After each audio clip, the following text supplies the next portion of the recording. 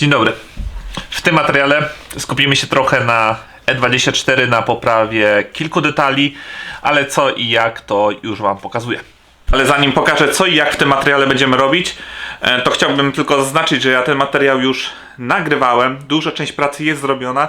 Ja Wam pokażę co i jak zostało zrobione i dlaczego. No bo tak jak w przypadku materiału z Audi, ten materiał z E24 z komory silnika, no niestety uległ zniszczeniu i nie da rady tych materiałów odzyskać. Więc przepraszam, postaram się wytłumaczyć, robić na przyszłość backupy. Zapraszam pod maskę, pokażę co i jak. Ogólnie to już jest taka późna jesień, bo to jak nagrywam to już jest praktycznie listopad. Mega nie lubię zimy. Po pierwsze przez to, że jest chłodno, po drugie przez to, że jest deszczowo. No jak widać po moim ubiorze, ja mam pod spodem jeszcze jedną bluzę, trzeba się dostosowywać. A tu Wam jeszcze tylko pokażę, w tym miejscu mam piecyk, ale przejdźmy do materiału. Więc tak, tu jest pokrywa zaworów, ona jest polakierowana jak widzicie, no i ja ją polakierowałem. Jeśli będzie materiał jakiś tam, bo część materiałów nagrywałem w jednego dnia, część drugiego i tylko straciłem część. Jeśli będzie jakiś fragment, to go właśnie tutaj wrzucę. Jeśli nie, to użyłem do tego farby VHT, dobrze mu wymawiam. Polakierowałem ją normalnie ze spray, potem ją wygrzałem na słońcu i ona ma taką strukturkę tutaj, ale to zobaczycie potem na przybitkach, jak to wygląda. No i po pierwsze, co ja chcę zrobić z tą pokrywą? No to chcę te wszystkie paski i znaczek BMW wyszlifować tak jak tutaj, żeby to wszystko fajnie wyglądało i trochę rozjaśniało komory. A przy okazji, jak ściągałem tą pokrywę zaworów, to wyregulowałem luzy zaworowe w M30 moim. Ich silnik chodzi mega lepiej. I tam były po prostu, bo nie pamiętam, tutaj 0,3 i 0,2, 0,3 na słońcem i 0,2 na wydechowym, jeśli dobrze kojarzę. W każdym razie, tak jak nakazuje serwisówka, tak ustawiłem luzy. Silnik chodzi troszeczkę lepiej, troszeczkę ciszej. Detale, ale jak już miałem pokrywę ściągniętą, to nie zaszkodziło to zrobić. Just tell me what's the point of the deep end. I don't got no choice. Flick the clutch, spark a joint. I think I feel worse. Cut to cross like I'm Joyce. Just tell me what's the point of the deep end. I don't got no choice. Flick the clutch, spark a joint. Pokrywa jest jak widzicie szlifnięta, fajnie to wygląda, zwłaszcza tak z góry i z tego profilu, gdzie trochę rozjaśnia ten silnik. I teraz pora złożyć dolot, ale zanim złożę dolot, to Wam przedstawię moją koncepcję i wytłumaczę, dlaczego takie coś robię. No to więc po pierwsze, tu jest kolanko dolotu. Jak się domyślacie, ona jest taśmą związane nie bez powodu, ponieważ no uległo degradacji po prostu. I to jest nasza pucha. I dlaczego to leży tam już na półce, gdzie leżą części, które wyleciały z tego auta? Ponieważ postanowiłem zrobić jedną modyfikację, którą kiedyś każdy hondziarz robił. Tu mam nasz dolot z kolankiem i coś, o czym marzy każdy posiadacz Hondy Civic, stożek mocy. I tu zaznaczę, nie śmieję się z Hondy Civic jako takiego auta, bo sam bym chciał. Może kiedyś kupimy jakąś i zbudujemy sobie jakąś kanżurę. Zaraz to weźmiemy i Wam pokażę, o co mi totalnie chodzi z tym. Just tell me what's the point. No i o co mi właściwie chodzi z tym? Tutaj kupiłem kolanko z idealnym wyjściem 80 na filtr na przepływomierz. Tutaj jest nawiercona otwór na podciśnienie. No i na to dojdzie nam stożek I po co ja to robię? Po pierwsze, żeby pozbyć się tego filtra, który jakby był na całym silniku. Wstawię tu gdzieś zdjęcie, jak to wyglądało. A po drugie, żeby troszeczkę to odmulić, bo gdzieś wyczytałem na bigcoupe.com, że to daje jakiś tam przyrost. Jestem mega ciekaw. Ja już jeździłem. Nie będę wam ukrywał, już jeździłem z tym stożkiem. Jeździ ok, tak? To nie jest coś, co nagle zakładamy turbo 30 koni więcej, nie, nic z tych rzeczy. Fajny jest dźwięk przede wszystkim stożka, też sobie to ogram i też wam dam posłuchać.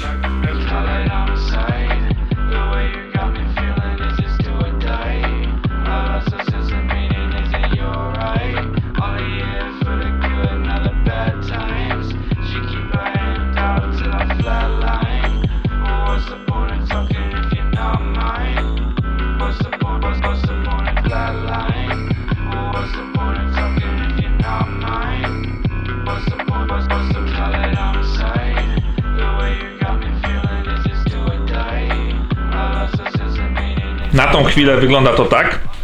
Tu fajnie od góry widać, jak idzie ten dolot nad silnikiem. I tu schodzi. Zostało mi tak naprawdę założyć opaseczki, których nie mam teraz. Ale to przyjdą, to założę. Najważniejsze, że tutaj nie ma tego wielkiego filtra i nie zasłania nam obudowy. Bo nie po to lakierowałem obudowę, żeby nam teraz filtr ją zasłaniał. No i według mnie trochę schludnie jest. Zresztą zobaczycie to zaraz na przebitkach. A my przechodzimy do kolejnej małej modyfikacji, bo pod maską jest już czarno. To dorzućmy jeszcze trochę czarnych akcentów. Co do czarnych akcentów,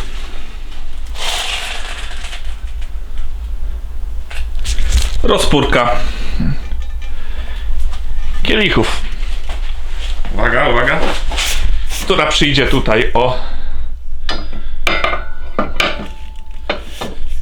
mniej więcej w ten sposób i usztywni nam karoserię. Łatwy jest montaż, bo to wystarczy odkręcić te śruby i ją założyć. Więc 3, 2, 1.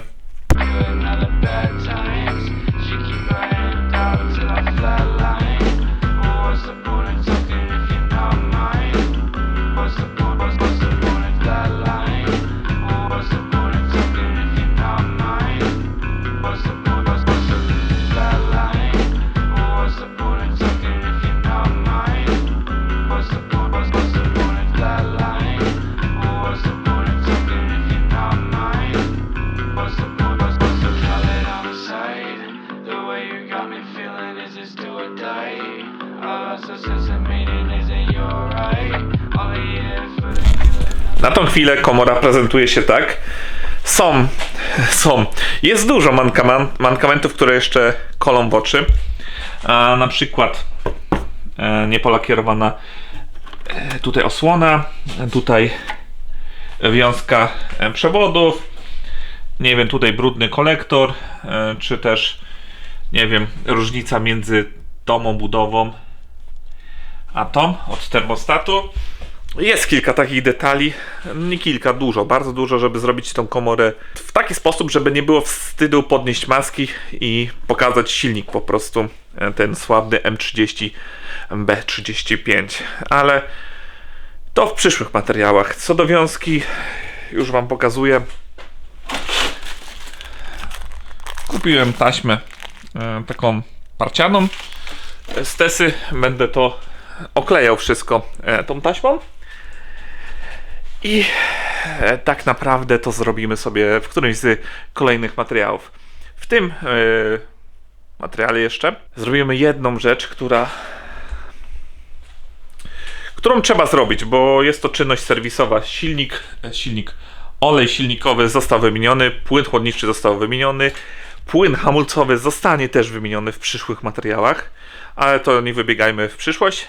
Zostały tak naprawdę płyn w dywsze, wspomaganie, tu też wrócimy do tego tematu, i dzisiaj płyn, czyli olej w skrzyni biegów.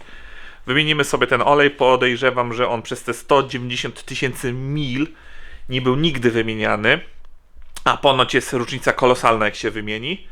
A więc wymienimy sobie filtr, oczywiście w skrzyni biegów, zalejemy świeży olej według tam normy producenta, jaką tam zaleca, i podejrzewam, że skrzynia troszeczkę odżyje, no bo ona troszeczkę tak jakby szarpie, nie szarpie, nie wiem, ciężko mi to określić, ponoć bardziej płynnie będzie działać, bo tak teraz to działa troszkę zero-jedynkowo. Nie ma możliwości, żeby się przejechać i wam to nagrać, bo tu w środku się coś dzieje, ale to zobaczycie też w kolejnych materiałach. Wiem, że dużo tych materiałów z E24, ale już wam mówię czemu. A więc czemu dużo takich mniejszych materiałów, gdzie tak naprawdę wiele się nie zmienia, nie ma wiele przebudowy. No otóż powód jest tak naprawdę prosty. Ja nie mam za bardzo jak nagrać kompletnej renowacji samochodów w 15 minut. To nie są te budżety, to nie jest ta skala kanału na YouTube. I jeszcze tu jeden ważny aspekt. Podejrzewam, że w materiale z Audi S6 poprzednim też o tym wspomniałem. Bardziej chciałbym z kanałem skręcić w stronę taką lifestyle'ową, jak się żyje z tymi samochodami, jak się przy nich grzebie, a nie typowo w poradniki, jak coś wymienić, bo mam wrażenie i takie odczucie gdzieś tam w środku, z tyłu głowy, gdziekolwiek, że te materiały właśnie skręcają w tą stronę, chociażby wymiana zawieszenia, założenie gwintu. Ja wiem, że to pokazuje progres w samochodach, ale też bym chciał, żeby trochę było w tym wszystkim więcej mnie jako osoby. Nie wiem, czy to na plus, czy na minus, ale chciałbym, żeby ten kanał to nie był kanał o mechanice, tylko kanał po prostu o mnie, o moich przygodach, o tych wszystkich moich samochodach i o tym całym życiu z nimi związanym. Więc tak, będziemy wrzucać, ja będę wrzucał małymi etapami progres z E24. Do tego dorzucał pewnie jakieś fajne przebitki. Postaram się przynajmniej, żeby to nie było jakoś w sposób nudny, jak ta moja gadka teraz. Ale tak, skręćmy w stronę lifestyle'u. Pewnie o tym w odcinku z Audi wspominałem. Małymi krokami, więc mały, duży krok, olej w skrzyni biegów. Zanim skoczę do kanału, to pokażę wam, co ja tu mam do tej skrzyni biegów, bo to leży jeszcze to. Zajawiam temat na jeden z kolejnych materiałów. Uszczelka skrzyni biegów, miski skrzyni biegów, no i tutaj sobie leży filtr już od jakiegoś czasu Febiego do skrzyni biegów. A tu tak a propos stabilizator. I to jest ciekawostka, bo zawieszenie wrzuciłem z miesiąc temu, a stab dalej nie jest wrzucony, bo no te gumy poliuretanowe dalej nie pasują. Muszę je podciąć po prostu, podszlifować i wtedy sobie wrzucę. Może to pokażę w sumie, bo czemu by nie?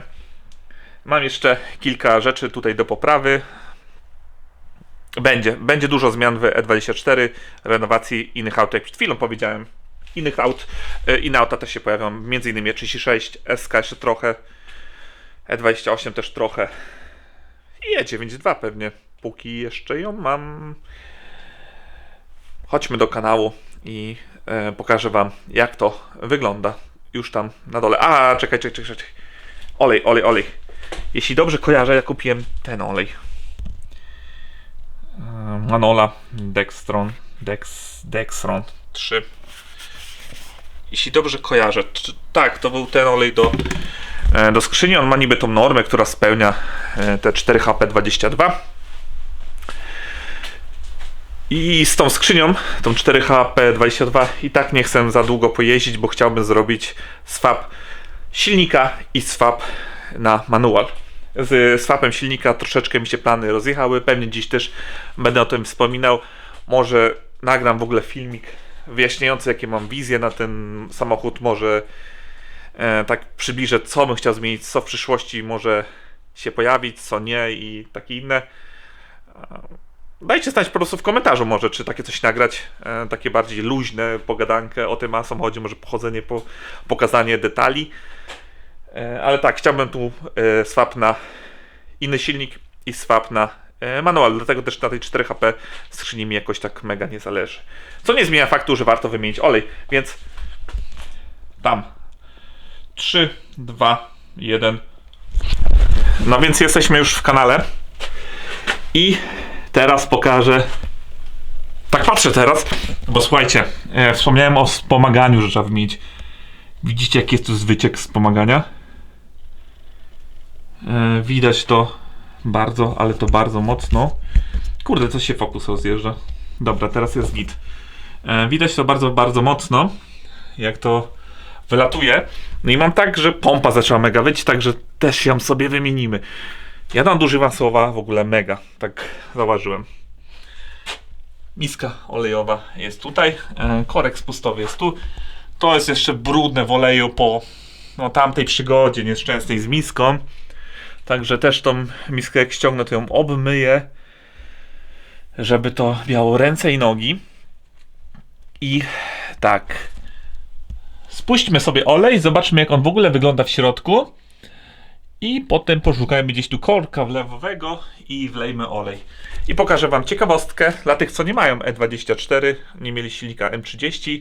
Z automatem pokażę wam ciekawostkę związaną ze skrzynią biegów. Odkręcajmy.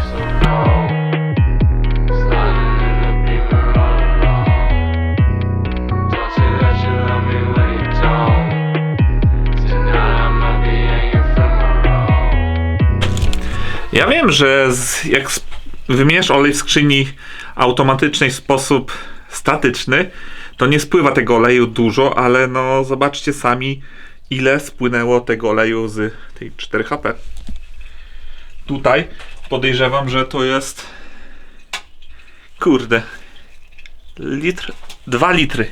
2 litry oleju spłynęło tylko z tej skrzyni, więc albo jeszcze jest tam gdzieś więcej to, albo po prostu tak było mało, mimo że nie będę spoilerował, o co mi chodziło z tą ciekawostką.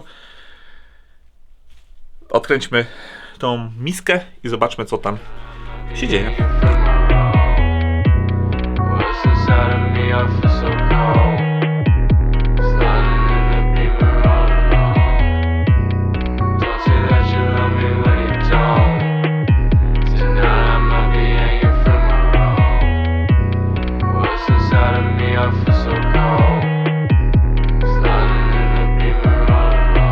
Mam wyciągniętą już tą miskę olejową i filtr tutaj. Jak widać, te zamazy to jest osad. Osad, jaki skrzynia zrobiła. Tu na palcu widać, ile opiłków tu jest. I mam nadzieję, że to nie zwiastuje tego, że nowy olej przepłucze skrzynię i skrzynia będzie po prostu do regeneracji, renowacji, jakkolwiek, remontu, o tak. Tu też widać jak taki, o tu ładnie, jak są refleksy metaliczne na oleju. Oczywiście oleju trochę zostało w misce, z filtra też trochę pociekło, także te 2,5 litra myślę, że wyleciało do 3.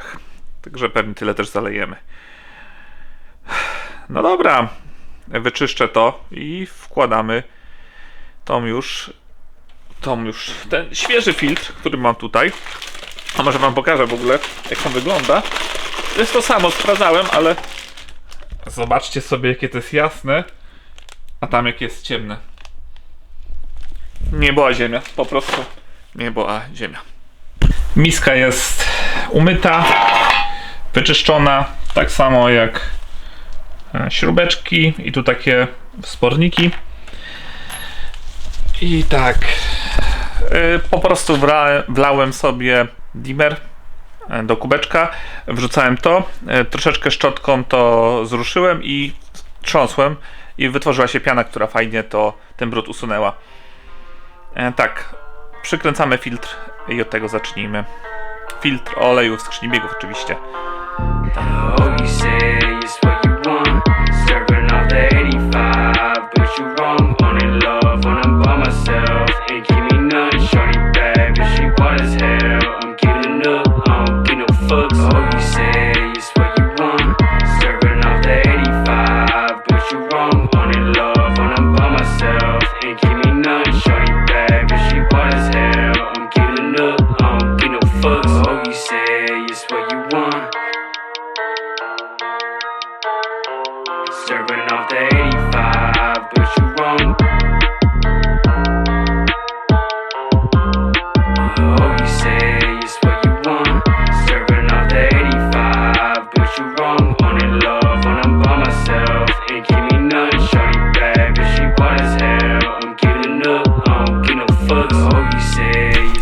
miska skręcona i obiecałem wam małą ciekawostkę odnośnie E24. To jest bagnet od poziomu oleju w silniku, a tutaj